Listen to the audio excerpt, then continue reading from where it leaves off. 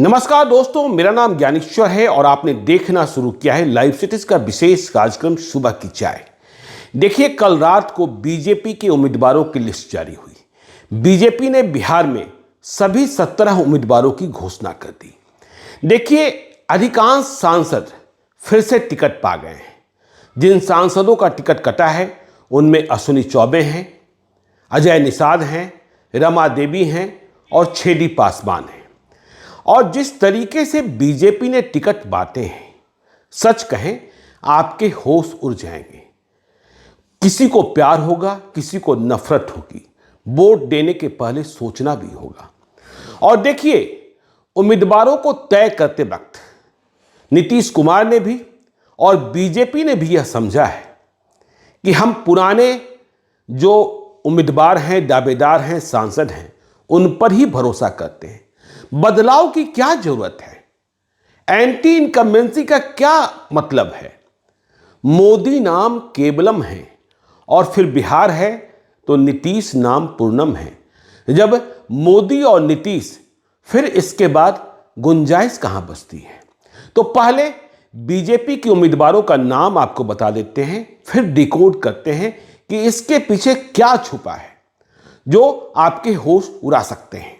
तो देखिए, पश्चिमी चंपारण से संजय जायसवाल को टिकट मिला है। पूर्वी चंपारण से राधा मोहन सिंह।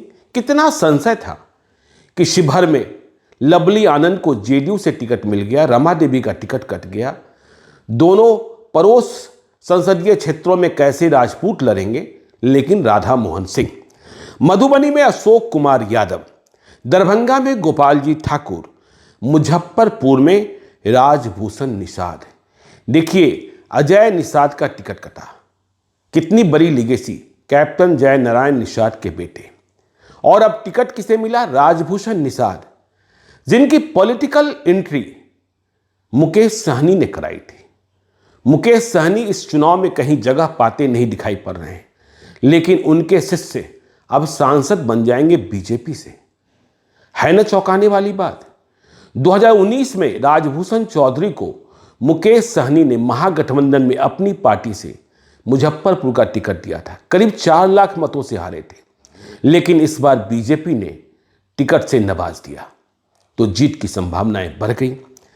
महाराजगंज जनार्दन सिंह सिग्रीवाल, सारण राजीव प्रताप रूडी फिर से, उजियारपुर नित्यानंद राय, बेगूसराय गिरिराज सिंह।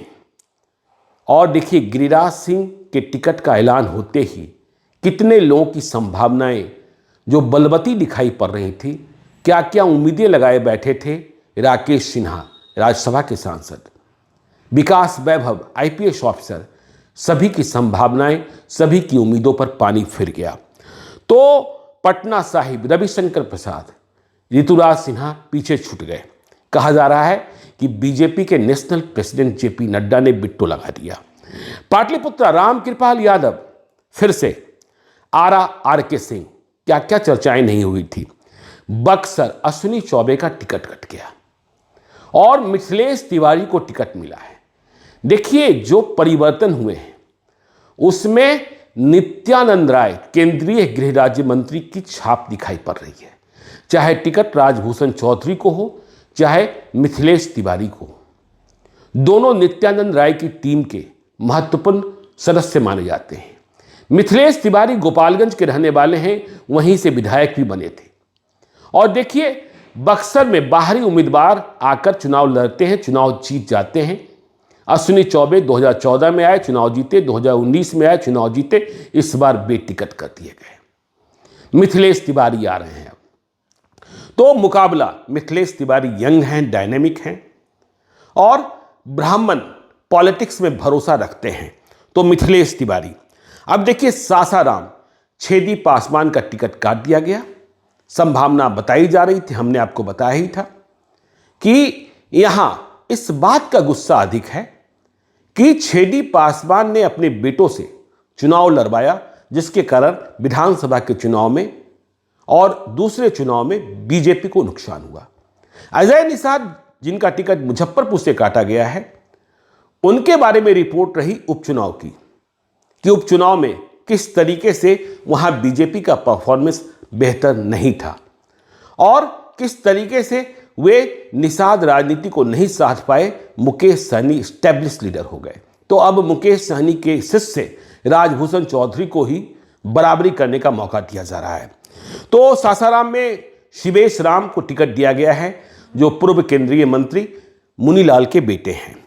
औरंगाबाद में सुशील सिंह, और नवादा में देखिए, नवादा जो सीट बीजेपी ने प्राप्त की, विवेक ठाकुर सीपी ठाकुर के बेटे, उन्हें टिकट मिल गया। मतलब भूमिहार पॉलिटिक्स, बिहार की भूमिहार पॉलिटिक्स सीपी ठाकुर के परिवार के इर्द गिर्द ही घूमती रही। और विवेक ठाकुर के बारे में आपको पता है कि वे अभी राज्यसभा के सांसद हैं, कार्यकाल बचा है। सूरजभान सिंह एंड फैमिली जो उम्मीद लगाए बैठी थी, बीजेपी से निराश हो गई। नवादा के बाद अररिया, प्रदीप सिंह फिर से टिकट पा गए। अब देखिए डिकोड करने की क्या बात है जो आपके होश उड़ा सकते हैं। 17 उम्मीदवार और एक भी महिला नहीं। वह भारतीय जनता पार्टी जो आधी आबादी की हिस्सेदारी की बात करती है, भविष्य में 33% महिलाओं के आरक्षण की बात करती है, उसने 17 उम्मीदवारों में एक भी महिला को टिकट नहीं दिया। कहा गया कि राज्यसभा भेज ही दिए, विधान परिषद में भेज ही दिए, तो फिर यहां क्या जरूरत है। तो महिलाओं के प्रति बीजेपी का नजरिया लोकसभा चुनाव में क्या रहा, यह समझ सकते हैं। 2019 में रमा देवी थी, वो बेटिकट कर दी गई। तो कोई भी महिला नहीं, बिना महिला के सारे भाजपा के उम्मीदवार, मतलब भाजपा उम्मीदवारों की सूची। अब देखिए डिकोड करने की क्या जरूरत है। बीजेपी ने स्पष्ट किया कि उसे पिछड़ों और अति पिछड़ों की बहुत चिंता नहीं है लोकसभा चुनाव में। यह राजनीति नीतीश कुमार ही करे। नीतीश कुमार ने जब उम्मीदवारों के ऐलान किए थे, जेडीयू के 16 उम्मीदवारों के, इनकी सूची भी कल ही जारी हुई थी, तो उसमें सिर्फ 3 सवर्ण थे और इसके अलावा जो अधिक संख्या 5 अति पिछड़े, 6 पिछड़े, फिर अकलियत और 3 सवर्ण, फिर 1 रिजर्व सीट के लिए। तो देखिए बीजेपी ने पिछड़ा अति पिछड़ा की चिंता करने का जिम्मा नीतीश कुमार के पास ही रखा। और देखिए सम्राट चौधरी कुशवाहा हैं, लेकिन बीजेपी से वे किसी कुशवाहा को टिकट नहीं दिला पाए। अब यदि पिछड़ों की चिंता नहीं की, अति पिछड़ों की चिंता नहीं की बीजेपी ने, तो चिंता किसकी की? वोट की उम्मीद तो अति पिछड़ों से है। लेकिन आपको यह सच बताएं कि 2019 के लोकसभा चुनाव में बीजेपी की 17 सीटों में से जहां 9 सवर्ण उम्मीदवार थे, ब्राह्मण, राजपूत, भूमिहार, कायस्थ, इस बार उनकी संख्या बढ़कर 10 हो गई, क्योंकि नवादा की सीट पर विवेक ठाकुर आ गए। भूमिहार की संख्या 1 से बढ़कर 2 हो गई। तो पिछड़ों नहीं, अति पिछड़ों नहीं, सवर्णों की चिंता की गई, जिनकी आबादी, कुल आबादी बिहार में 10% से कुछ अधिक है। लेकिन 17 सीटों में से 10 सीटें बीजेपी ने बिहार के सवर्णों को दे दी, सबसे अधिक राजपूत। और कहा जा रहा है कि कई राजपूत सांसदों के टिकट पर ग्रहण लगा था, लेकिन राजनाथ सिंह जो देश में ठाकुरों के सबसे बड़े क्षत्रप हैं, उन्होंने किसी का टिकट कटने नहीं दिया। राधा मोहन सिंह पूर्वी चंपारण में फिर से पा गए, जनार्दन सिंह सिग्रीवाल महाराजगंज से, राजीव प्रताप रूढ़ी सारण से, आर.के. सिंह आरा से और सुशील कुमार सिंह औरंगाबाद से। तो सभी के सभी 10 सवर्णों में से 5 राजपूत, 2 भूमिहार, गिरिराज सिंह बेगूसराय से और विवेक ठाकुर नवादा से, 2 ब्राह्मण, गोपाल जी ठाकुर दरभंगा से और मिथिलेश तिवारी बक्सर से, 1 कायस्थ रविशंकर प्रसाद। तो सोचिए, आपको अधिक मत प्राप्त करना है पिछड़ों का, अति पिछड़ों का, लेकिन आपकी चिंता है सवर्णों के लिए। और फिर वही बात, जब देश का प्रधानमंत्री ही अति पिछड़ा है, ओबीसी है, तो फिर दूसरे उम्मीदवारों की जरूरत क्या है? बिहार में सवर्ण राजनीति को ही साध लेते हैं। तो यह बड़ा संकेत है। और देखिए उपेक्षा किसकी की गई, इसे भी समझने की कोशिश कीजिएगा। सवर्णों की संख्या बढ़ा दी गई, लेकिन वैश्य जो समर्पित मतदाता हैं बीजेपी के, उनका दावा, उनकी हिस्सेदारी कम कर दी गई। और यह हिस्सेदारी बीजेपी के साथ साथ जेडीयू ने भी कम कर दी। देखिए संजय जायसवाल टिकट पा गए, लेकिन 2019 में संजय जायसवाल के साथ साथ सुनील कुमार पिंटू जेडीयू से सांसद थे वैश्य, रमा देवी बीजेपी से सांसद थी वैश्य, लेकिन इस बार रमा देवी भी पैदल, सुनील कुमार पिंटू भी पैदल, अकेले संजय जायसवाल।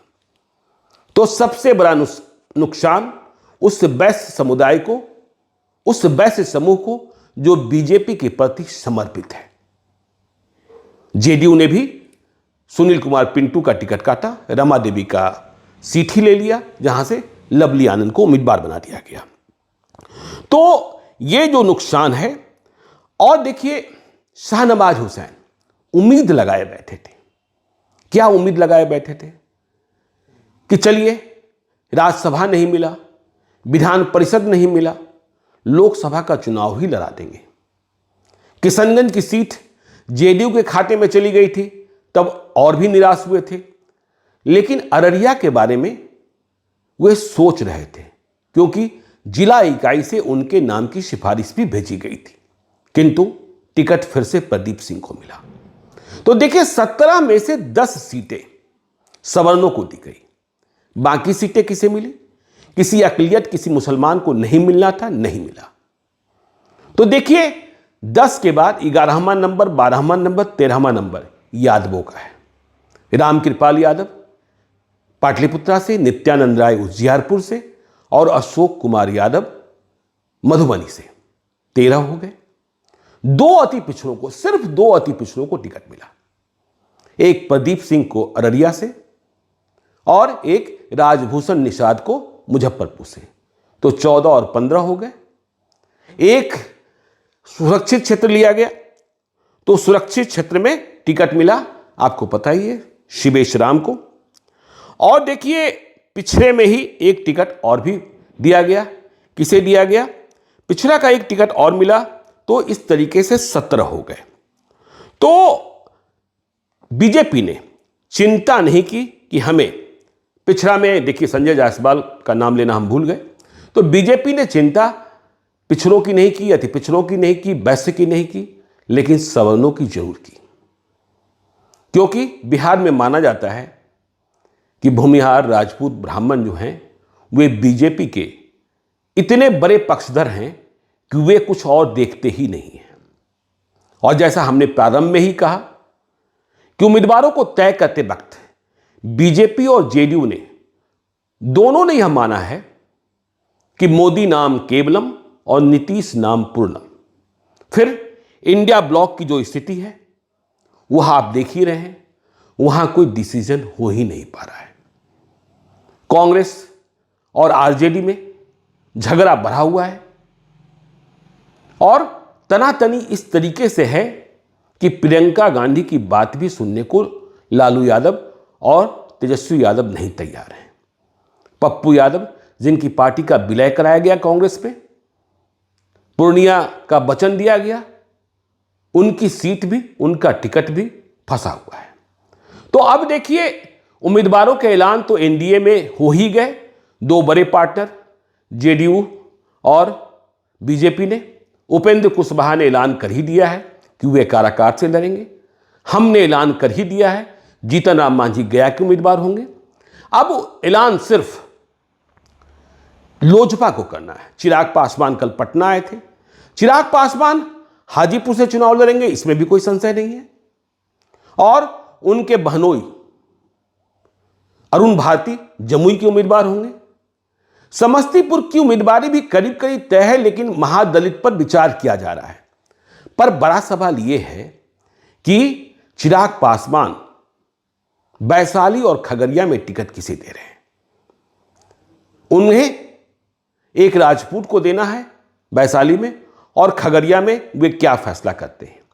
भूमिहार को टिकट देने के लिए उनके पास कोई सीट नहीं है। तो ये सारी स्थिति परिस्थिति देखिए, जब उम्मीदवारों की सूची को हमने डिकोड किया है तो सबन जो है उनका प्यार बीजेपी से और बढ़ जाएगा। लेकिन पिछड़े अति पिछड़े सोचेंगे कि हमारी चिंता तो सिर्फ नीतीश कुमार ही कर रहे हैं एनडीए अलायंस में, बीजेपी वालों ने हमारी फिक्र कहां की, हमें सीधे तौर पर चुनाव लड़ने का मौका कहां दिया लोकसभा में। आपने विधान परिषद में भेजा, राज्यसभा में भेजा, ठीक बात है, लेकिन क्या हमें जनता के बीच जाने और जनता का नेतृत्व करने का हक नहीं मिलना चाहिए था? फिर महिलाओं की बात, महिलाओं को इस तरीके से आधी आबादी, देखिए नीतीश कुमार ने 2 महिलाओं को टिकट दिया, शिवहर से लवली आनंद को और सिवान से विजय लक्ष्मी देवी को, लेकिन बीजेपी ने तो नील बट्टा सन्नाटा कर दिया। अब इसे बिहार की जनता कैसे लेती है? लालू यादव किस तरीके से लड़ते हैं, यह भी एक बड़ा सवाल है। क्या लोकसभा चुनाव को जीतने के लिए लड़ रहे हैं या बस लड़ने के लिए लड़ रहे हैं, या फिर बिहार विधानसभा के चुनाव की तैयारी का पूर्वाभ्यास कर रहे हैं, यह भी समझने की बात है। इन सभी चर्चाओं पर आगे भी हम बने रहेंगे। आप देखते रहिए लाइव सिटीज को। यदि अब तक आपने हमारे यूट्यूब चैनल लाइव सिटीज को सब्सक्राइब नहीं किया है तो जरूर कर लीजिएगा, और यदि इस वीडियो को फेसबुक पेज के माध्यम से देखें तो पेज को लाइक कीजिएगा। ट्विटर हैंडल एक्स पर भी हमें फॉलो कीजिए। धन्यवाद।